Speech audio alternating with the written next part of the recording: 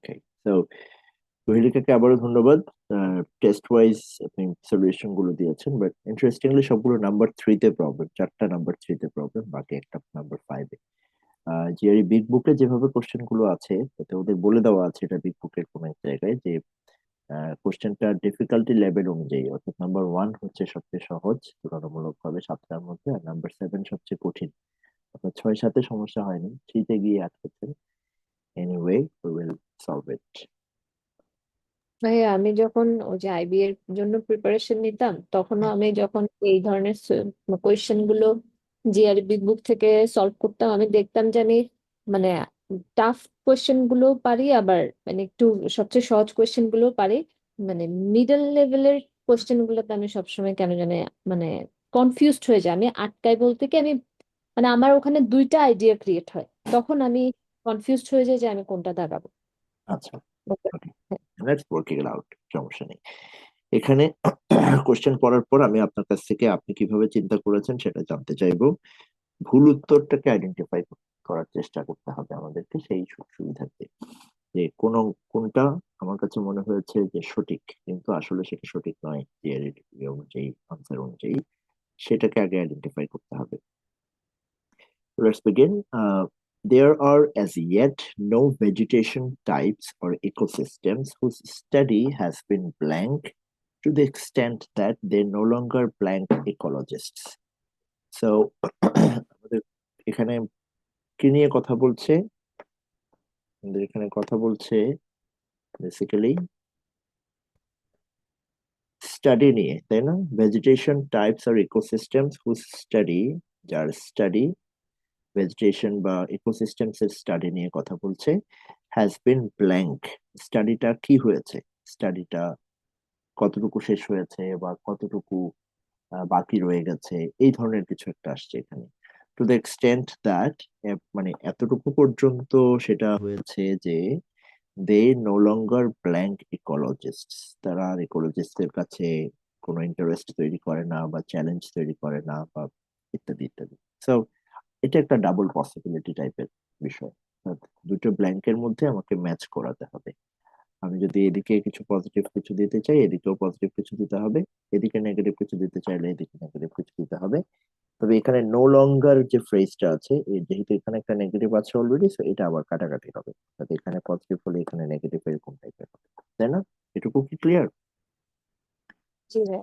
ওকে, তো আমরা একটা একটা করে ম্যাচ করতে পারি। যে study has been perfected to the extent that they no longer hinder ecologists, তাহলে স্টাডি পারফেক্ট এবং স্টাডি পারফেক্ট হওয়াটা সঠিক কিনা, আর স্টাডি পারফেক্ট হলে সেটা হিন্ডার করে না, এই কনসেপ্টটা আসলে ঠিক আছে কিনা, এটাকে মানে in terms of word, correct wording বা ডিকশন, সেটা আসলে ম্যাচ করে কিনা এটার সাথে। Number B, study has been exhausted, মানে একেবারে শেষ, to the extent they no longer ecologists interest ecologists, মানে একটা স্টাডি এতটাই শেষ হয়ে গেছে, এতটাই কমপ্লিট বা এতটাই ডিটেলস এর স্টাডি হয়ে গেছে যে তারা আর কাউকে ইন্টারেস্টেড করছে না, এখানে আর কোনো ইন্টারেস্ট নাই ইকোলজিস্টদের। আচ্ছা, এটা একটা প্রবাবল আনসার হতে পারে। আমার প্রলংড কনফিউশন স্টাডি, আর ই, হ্যাঁ বলেন। আমার কনফিউশন ছিল সি আর ই, এই দুইটাতে। সি আর ই তে কনফিউশন, আনসার কি?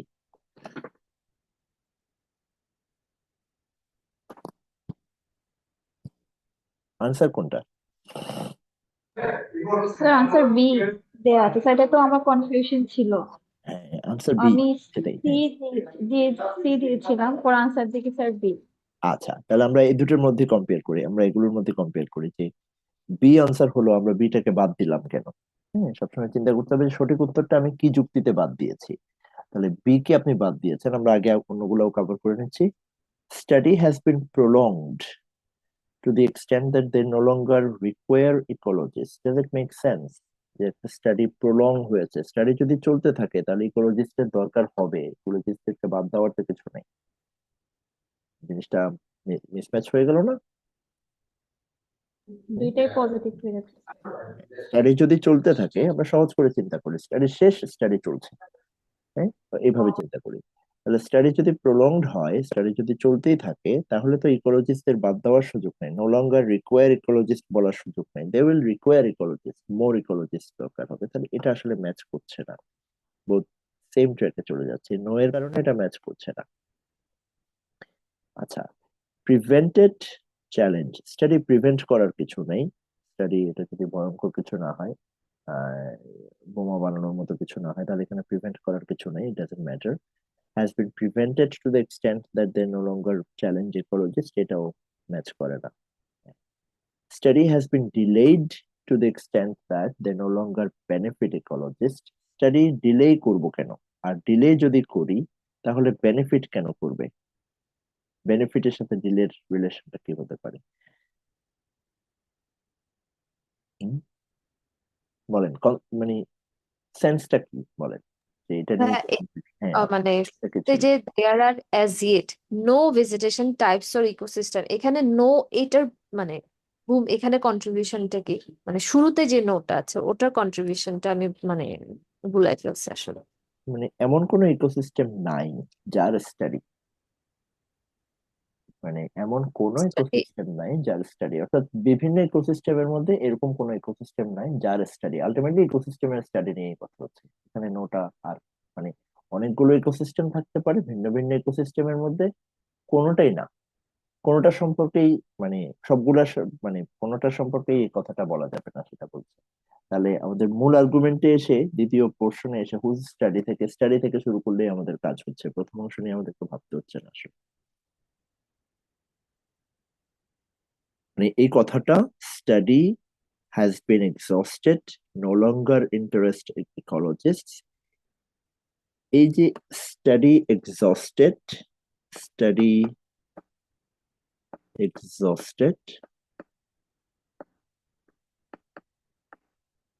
আমরা বলছি no longer interest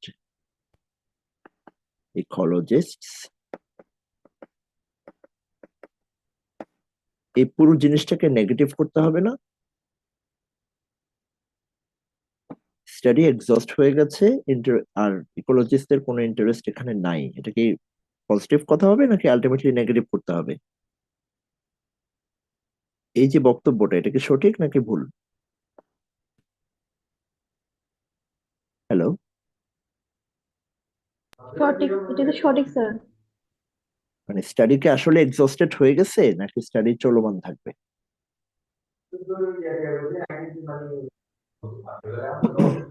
কুহেলিকা? আমি কেন জানি সেন্টেন্সটা নিজে থেকে আচ্ছা, আমরা আউট অফ জিয়ারি চিন্তা করি, আমাদের কি গবেষণার কাজ শেষ হয়ে গেছে নাকি গবেষণা চলছে? গবেষণা study has been exhausted to the শেষ গবেষণা। এই কথা অনুযায়ী শেষ, কিন্তু আসলে কি, বাস্তবে কি? মানে জিআরির বাইরে আসেন, এই প্রশ্নের বাইরে আসেন, আসলে কি? এখনো চলছে। এখনো চলছে, এই নোটা দিয়ে এটাকে নো করা হয়েছে, এই পুরোটার উপরে নো অ্যাপ্লাই করা হয়েছে, এই no study exhausted such that no longer interest ecologists, এই নোটা হচ্ছে পুরোটার উপরে নো। ঠিক আছে, এখন বুঝতে পেরেছেন কিনা দেখেন। মানে এমন কোন ভেজিটেশন টাইপ মানে এমন কোন স্টাডি এমন ডিগ্রিতে গিয়ে এক্সস্টেড হতে পারে না যেটা মানে কোনো আমি ইকোলজিস্ট না বলে যদি রিসার্চার বলি যে রিসার্চারদেরকে এগুলা এটা ইন্টারেস্ট না করে থাকতে পারে, মানে ইন্টারেস্ট এটা করছে হচ্ছে না এমন, রিসার্চাররা keep keep researchers keep going on the research হ্যাঁ নো ম্যাটার। স্টিল, হ্যাঁ, মানে আমরা যেটা বলছি এটার বিপরীত বাক্যটা হবে এরকম, researchers are still interested, are হ্যাঁ ভাই স্টিল এখন interested and working, right? Researchers are still interested, এটা হচ্ছে এই বক্তব্য। বুঝছি ভাই। তো এই নোটা দিয়ে এই বক্তব্যটাকে, এই পুরো জিনিসটাকে নেগেট করে আমরা এই এই আলটিমেটলি এখানে আসলাম। ওকে, আচ্ছা, পরের প্রশ্ন যাচ্ছি। Since many casual smokers develop lung cancer and many blank smokers do not, Scientists believe that individuals differ in their blank, the cancer-causing agents known to be present in cigarette smoke. তাহলে since আমরা প্রথম অংশটা সহজে করে ফেলতে পারি, since many casual smokers develop lung cancer, since do not, positive negative একটা relation এখানে আছে, কন্ট্রাস্ট আছে, এন্ড আছে, কন্ট্রাস্ট আছে। তো এই ক্যাজুয়াল স্মোকার আর কি ধরনের স্মোকার, তাহলে এটা কি হবে, ক্যাজুয়ালের বিপরীত শব্দটা হবে, তাই না? এখানে ক্যাজুয়ালের বিপরীত শব্দটা হবে। তো এটা কি এখানে হতে পারে, এখানে হেভি হতে পারে, ক্রনিক হতে পারে, জুয়াল হতে পারে, রেগুলার হতে পারে, প্রায় সবগুলোই হতে পারে। হ্যাঁ এখন আমরা একটা কন্ট্রাস্ট দেখছি, ক্যাজুয়াল স্মোকারদের ডেভেলপস লাং ক্যান্সার, আবার হেভি স্মোকারদের হয় না। লাং ক্যান্সার আমরা যদি কমন সেন্সে চিন্তা করি যে ক্যান্সার, আমি যদি সরাসরি এটাকে শুধু সিগারেট স্মোকিং টেন্ডেন্সির সাথেই আমি যদি মিলাই, স্মোকিং হ্যাবিটের সাথে সরাসরি যদি আমি লিঙ্ক করার চেষ্টা করি, তাহলে আহ কার বেশি হওয়ার কথা, মোর স্মোকিং এরকম হওয়ার কথা, মোর স্মোকিং মোর ক্যান্সার, হ্যাঁ এটা হওয়ার কথা, মোর স্মোকিং মোর ক্যান্সার, যদি আমি শুধু এটাকে কিসের সাথে মিলাই, সিগারেট স্মোকিং এর মাত্রার সাথে মিলাই। কিন্তু দিস ইজ রং। এটা কি সঠিক, মোর স্মোকিং মোর ক্যান্সার, এটা কি সঠিক হয়েছে এই বক্তব্যে? না, দিস ইজ রং। তাহলে মোর স্মোকিং মোর ক্যান্সার এটা সঠিক না। তার মানে বলছে এই cancer causing agents known to be present in cigarette smoke, scientists believe that individuals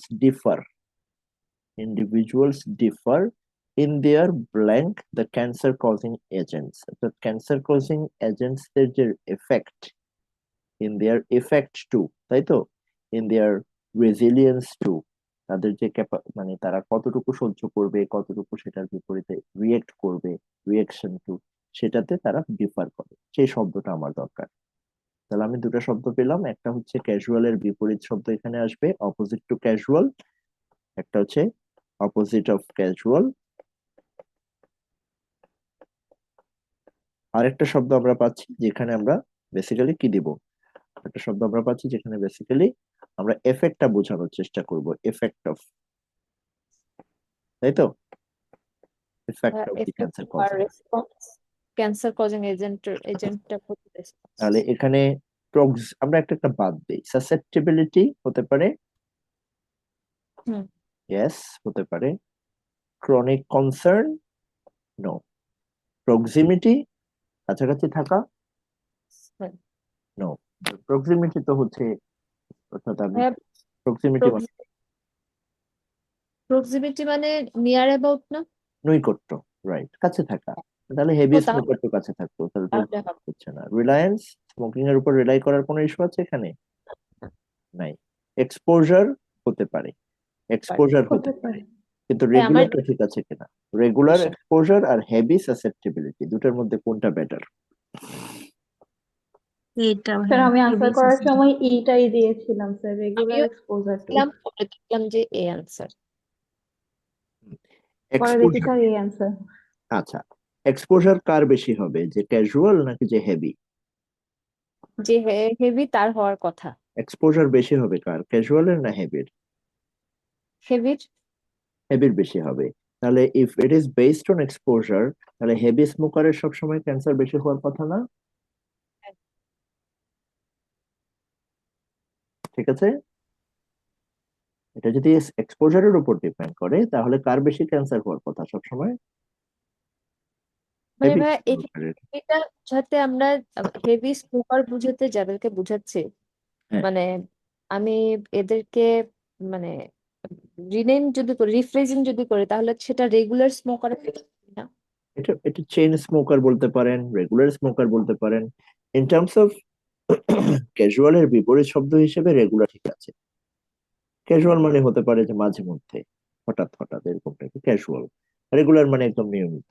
so regular, heavy, this are all okay, regular, heavy, chronic, এগুলো দিস আর ওকে।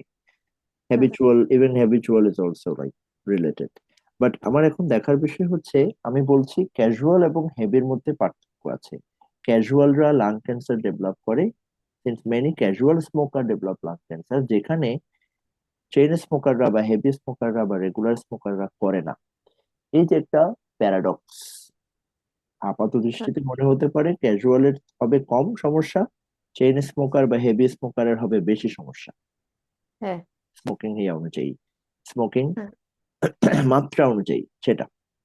এখন তাহলে এটা যেহেতু দুটার মধ্যে একটা প্যারাডক্স দেখা যাচ্ছে যে না, মাঝে মাঝে এটা বিপরীতটা হয়, অনেক ক্যাজুয়াল স্মোকারের প্রবলেম হয় যেখানে হেভি স্মোকার বা রেগুলার স্মোকারের হচ্ছে না।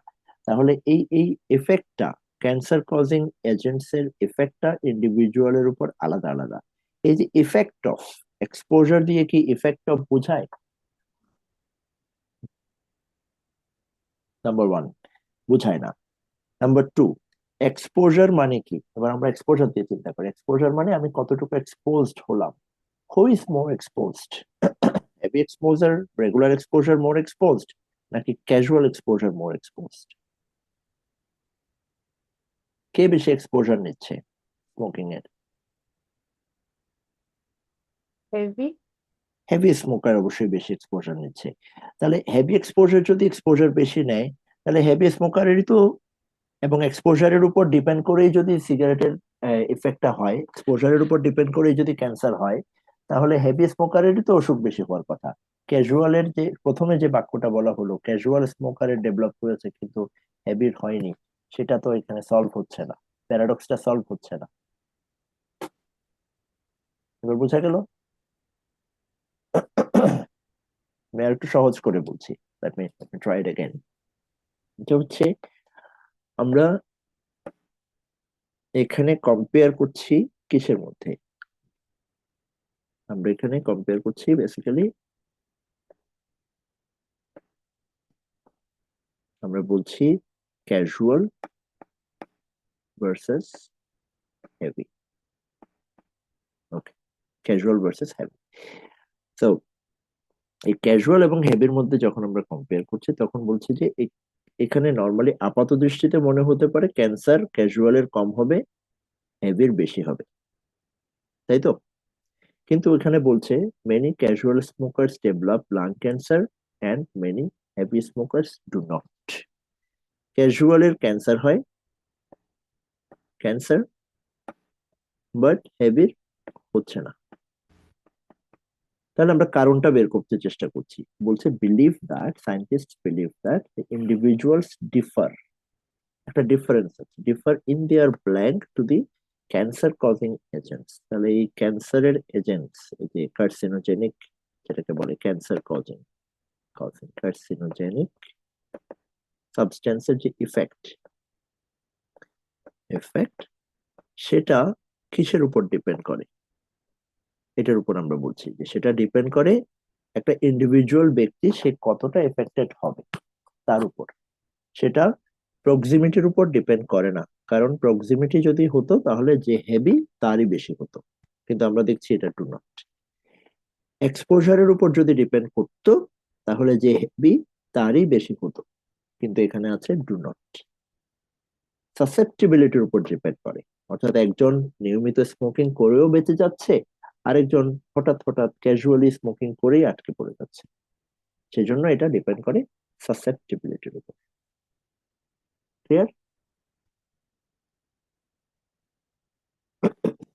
ইফেক্টটা কার উপর বেশি হয় সেটা জানতে চাচ্ছি, সেটা দিয়ে আমরা ম্যাচ করছি। আদারওয়াইজ এই প্যারাডক্সটা, এই যে ক্যাজুয়ালের ক্যান্সার হচ্ছে হেভির হচ্ছে না, এই প্যারাডক্সটা সলভ হচ্ছে না। সলভ দ্য প্যারাডক্স আমাদেরকে দেখাতে হচ্ছে যে it depends on something which is not related to regular smoking. এই যে রেগুলার এবং ক্যাজুয়ালের মধ্যে যে পার্থক্য, সেটার উপর ডিপেন্ড করে না, it depends on something else. Regular এবং ক্যাজুয়ালের মধ্যে পার্থক্য কি? পার্থক্য হচ্ছে প্রক্সিমিটি, পার্থক্য হচ্ছে এক্সপোজার, সেটার উপর ডিপেন্ড করে না। সামথিং এলস, সেই সামথিং এলসটা কিসের, কি ডিফার করে কিসের উপর? ইন্ডিভিজুয়ালস এর উপর। ইন্ডিভিজুয়ালস এর সাথে এখানে কোন রিলেটেড, কোনটা রিলেটেড? সাসেপ্টিবিলিটি রিলেটেড, কে কত বেশি আক্রান্ত হওয়ার মতো স্কোপ আছে সেটা রিলেটেড। হ্যাঁ, লাইকলিহুড কতটুকু। রাইট, ওকে। হ্যাঁ, বুঝতে পারছি না। Next one. Because they had various meanings in 19th century biological thought. They এটা কারা, এই জিনিসটা আমাদের কাকে আইডেন্টিফাই করতে হবে। Start with they had various meanings, তাদের ভিন্ন ভিন্ন অর্থ ছিল, ভ্যারিয়াস মিনিংস ছিল।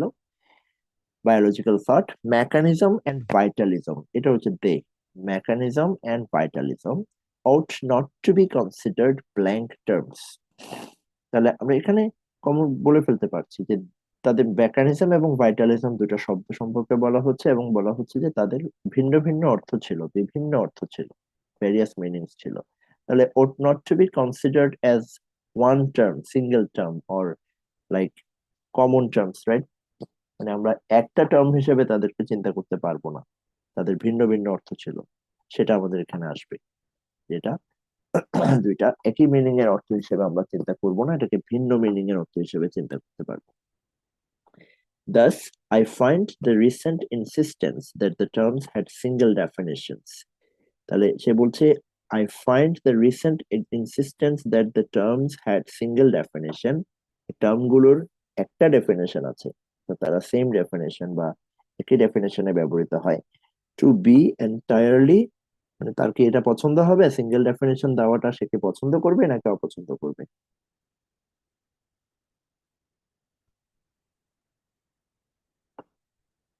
এখানে এই ভদ্রলোক বলছে যে mechanism and vitalism had various meanings, ভিন্ন ভিন্ন অর্থ ছিল, ভ্যারিয়াস মিনিংস ছিল, বিভিন্ন অর্থে এটা ব্যবহৃত হতো, বিভিন্ন অর্থে এই শব্দগুলো ব্যবহৃত হতো। তাহলে একটা অর্থে, সিঙ্গেল মিনিং অর্থে এটাকে ব্যবহার করা ঠিক হবে না, ought not to be considered single meaning term। And I find recent insistence that the terms had single definitions to be entirely unacceptable। Yes?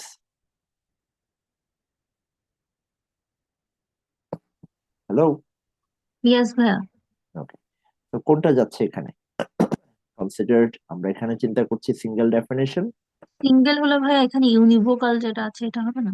আমরা এখানে চিন্তা করছি সিঙ্গেল ডেফিনেশন, এখানে আমরা চিন্তা করছি it's entirely wrong, basically wrong or unacceptable। তো কোনটা ম্যাচ করে?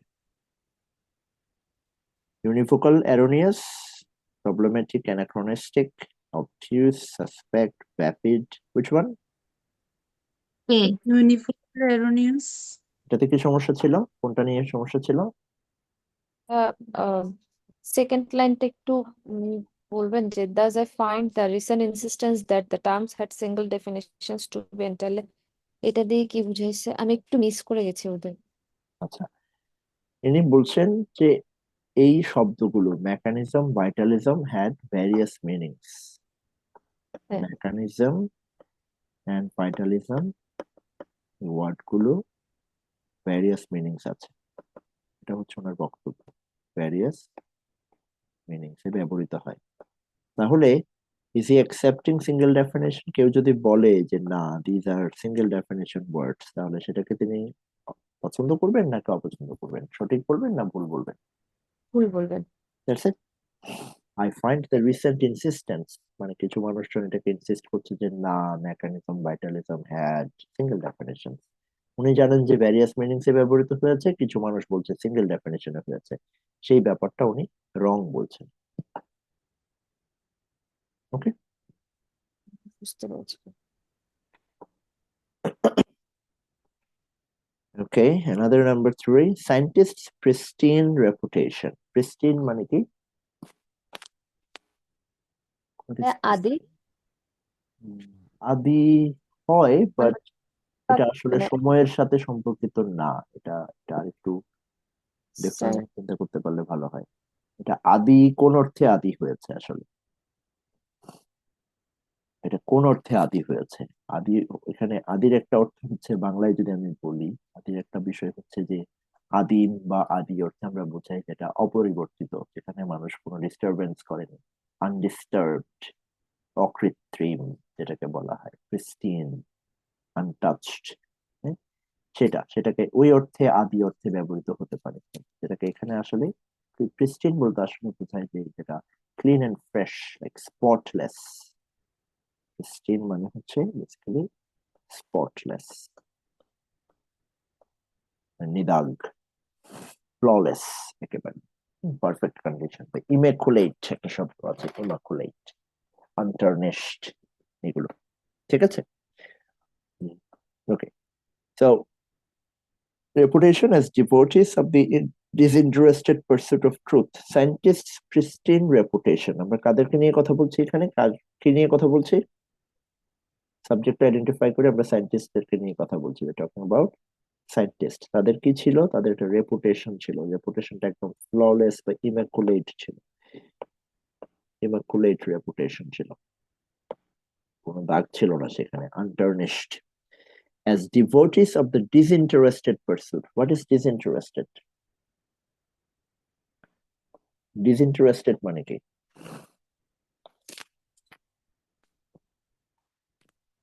আইডিয়া? অনাগ্রহী, ডিসইন্টারেস্টেড মানে ইন্টারেস্টের বিপরীত মনে হচ্ছে। ওটা আনইন্টারেস্টেড, নট মানে ইন্টারেস্টেড, কোনো ব্যক্তি ডিসইন্টারেস্টেড। বিশেষ কোনো সুযোগ সুবিধার কথা বলছে এরকম। এক্স্যাক্টলি, নিরপেক্ষ কিছু। নিরপেক্ষতা, রাইট। যেটা আমি পক্ষপাতহীন, যেটা ডিসইন্টারেস্টেড মানে হচ্ছে যেটাতে কোনো পক্ষপাত নাই, নন ডিসক্রিমিনেটরি, আনবায়াসড। ওকে, সেলফলেস, এটা হচ্ছে আনবায়াসড বা selfless, selfless, unbiased, disinterested. Pursuit of truth, বলা হচ্ছে যে সায়েন্টিস্টদের একটাই সেন্স ছিল, একটাই চিন্তা ছিল, ফোকাস ছিল, সেটা হচ্ছে পার্সুট অফ ট্রুথ। সেই রেপুটেশনটা নিয়ে আমরা কথা বলছি। এই যে পার্সুট অফ ট্রুথ নিয়েই সায়েন্টিস্টদের চিন্তা, আর কোনো চিন্তা ভাবনা নাই, তাদের কোনো পক্ষপাত নাই, কোনো সেলফ মানে কি বলা যায়, সেলফিশ এজেন্ডা নাই, কোনো দুরভিসন্ধি নাই, সেই বিষয়টা নিয়ে কথা বলছি। Has been blank by recent evidence that some scientists have deliberately blanked experimental results to further their own careers. তাহলে এখানে এসে এটা কি পক্ষে না বিপক্ষে, কোনটা? পজিটিভ না নেগেটিভ, কি হলো? নেগেটিভ চলে গেছে। নেগেটিভে চলে গেছে। তাহলে এই রেপুটেশনটা কি এখন হ্যাজ বিন ব্ল্যাঙ্ক বাই, তাহলে রেপুটেশন হ্যাজ বিন কি হবে? রেপুটেশন কি আরো সলিডিফাই হবে নাকি নেগেটিভ হবে? নেগেটিভ হবে। রেপুটেশন খারাপ কিছু হবে, রেপুটেশন এখন আর নাই, রেপুটেশনটা ক্ষতিগ্রস্ত হয়েছে, তাই তো? ক্ষতিগ্রস্ত শব্দটা আমাদের দরকার, যে রেপুটেশন কোন জায়গায় কিভাবে ক্ষতিগ্রস্ত হলো। By recent evidence that some scientists have deliberately blanked experimental results. তারা এক্সপেরিমেন্টাল রেজাল্টকে কি করেছে? এক্সপেরিমেন্টাল রেজাল্টকে তারা কি করবে? নিজের স্বার্থ অনুযায়ী যদি ব্যবহার করতে চায়, তাহলে অ্যাকচুয়ালটা সে প্রেজেন্ট না করে সেটাকে সে একটু ঘুরিয়ে টুরিয়ে দেবে, নিজের মতো করে সাজিয়ে দেবে, তাই তো? নিজের সুবিধার্থে যদি রেজাল্টকে ব্যবহার করতে চায়, তাহলে সে এক্সপেরিমেন্টটাকে কি করবে? নিজের মতো করে সাজিয়ে দেবে। হ্যাঁ, তো আমরা দুইটা জিনিস পেয়ে গেলাম। তাহলে আমরা এখানে শব্দের মধ্যে যাই এবার। হ্যাজ বিন, আমি যদি এটাতে যাই, have deliberately blank experimental results. Deliberately publish করলে কি কোনো সমস্যা হবে? ডেলিবারেটলি পাবলিশ এটাতে যাচ্ছে, ডেলিবারেটলি সাপ্রেসড হতে পারে? না, হুম, না তো ভাইয়া, কেন হতে পারে? ডেলিবারেটলি সাপ্রেসড হতে পারে। আমি একটা ফাইন্ডিংস আমি পেয়েছি, কিন্তু এই ফাইন্ডিংসটা যদি আমি প্রকাশ করি, তাহলে আমার নিজের স্বার্থ সিদ্ধি হচ্ছে না, তাহলে আমি সাপ্রেস করে রাখতে পারি। এবং ইটস ইটস ভেরি কমন। আপনার গুগল করলে দেখবেন যে বিশেষ করে স্মোকিং রিলেটেড, অ্যালকোহল রিলেটেড যারা ইন্ডাস্ট্রি আছে, যেমন বিএনপিসি বা এরকম যে ইয়েগুলো আছে, কোম্পানিগুলো আছে ইন্টারন্যাশনালি, তারা তারা এরকম চেষ্টা করে বিভিন্ন ফাইন্ডিংস কে তারা লুকিয়ে রাখার জন্য, ফাইন্ডিংস পাবলিশ না করার জন্য তারা পয়সা খরচ করে। এরকম প্রচুর এলিগেশন আছে। Allegations never proved, definitely. ঠিক আছে, তো সাপ্রেস একটা সঠিক শব্দ হতে পারে, suppress can be correct. Replicated, deliberately replicated, একই জিনিস বারবার কপি করার মধ্যে, রেপ্লিকেট মানে basically copy and produce, right? Copy and reproduce, তো প্রডিউস করে এখানে স্বার্থসিদ্ধির কিছু নেই। ফেব্রিকেটেড হতে পারে, হতে পারে। ইয়েস। ফেব্রিকেট করা মানে হচ্ছে আমি আমার মতো করে মানে এটাকে চেঞ্জ করে নিলাম, ফেব্রিকেট করে দিলাম, জালিয়াতি করা হয়েছে। রাইট, এটাকে চেঞ্জ করে দিলাম। Challenged, challenge work. So we have like No. two options here, suppressed and fabricated. এখন আমরা দেখব কোনটাতে সাপ্রেসড দিলে, সাপ্রেসড এর সাথে আমরা দেখবো যে এখানে রেপুটেশন ক্ষতিগ্রস্ত হবে, রেপুটেশন নষ্ট হবে কোনটাতে, সেটা আমাদের দেখার বিষয় এখন।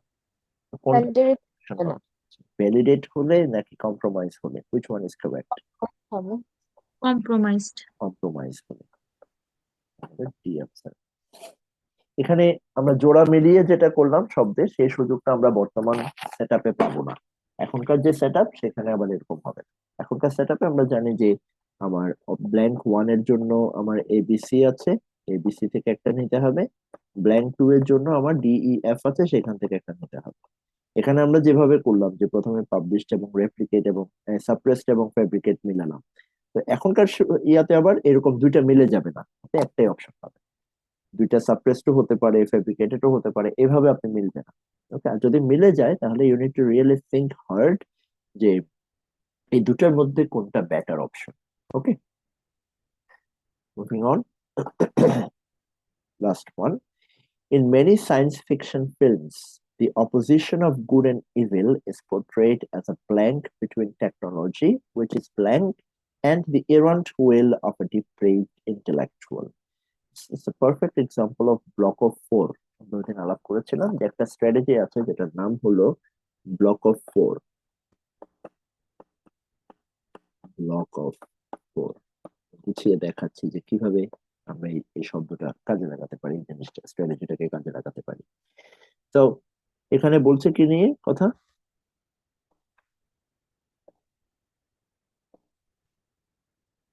কি নিয়ে কথা আসছে যে in many science fiction films the opposition of good and evil, ভালো খারাপের মধ্যে একটা প্রতিযোগিতা থাকে সবসময়। সায়েন্স ফিকশন মুভিতে বলছে মেনি সায়েন্স ফিকশন ফিল্মসে opposition of good and evil, এদের মধ্যে একটা কন্ট্রাস্ট দেখানো হয়, ভালো খারাপের একটা দ্বন্দ্ব দেখানো হয়। Is portrayed as a blank between, কার মধ্যে, টেকনোলজি অ্যান্ড কি, একটা হচ্ছে বিটুইন টেকনোলজি, এই টেকনোলজি কমা, কমা মানে কি, কমার পরের অংশে যে কমা টু কমা, এটা কি, এটা কি জিনিস, এটাকে কি বলে?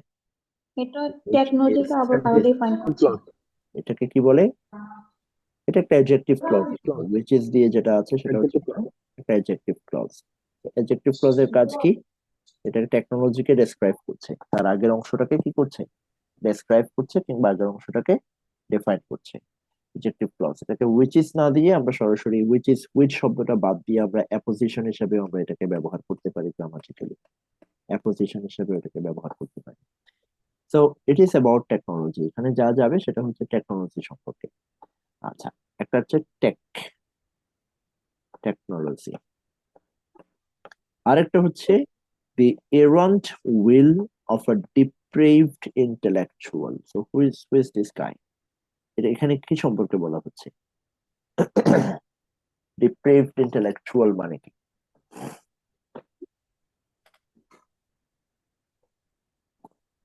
Tech versus who? depraved মানে কি, intellectual মানে কি, কাদের সম্পর্কে বলা হচ্ছে? ভাইয়া মানুষ, মানুষ সম্পর্কে বলা হচ্ছে, human. Tech versus human. Human. Intellectual মানে হচ্ছে বেসিক্যালি হিউম্যান, আমরা এখান থেকে পাচ্ছি এটা ইন্টেলেকচুয়াল।